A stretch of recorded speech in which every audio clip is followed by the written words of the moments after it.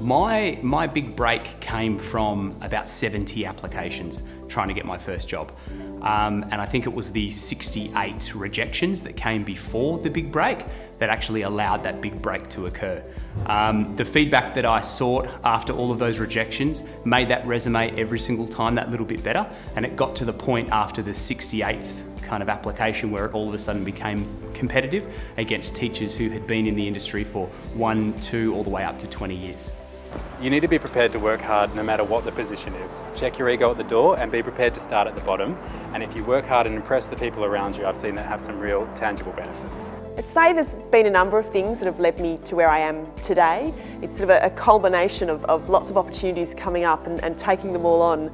Certainly the Symphony Australia Conductor Development Program led me to the passion of wanting to conduct a big symphony. That led me to my work with Perth Symphony Orchestra, where I got to conduct artists like Bryn Terfel at the Lewin Estate, which led me to meet my wonderful agent who's based in Singapore, so that opened the doors up to lots of work in Asia. And then from there, winning some awards has I think increased visibility more on an international level, which has been able to take me outside of West Australia. My first big break came from volunteering.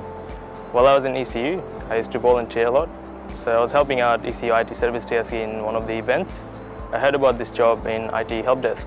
So it was really relevant to my study because I was studying IT. So I thought I will apply for the role, ended up getting the job.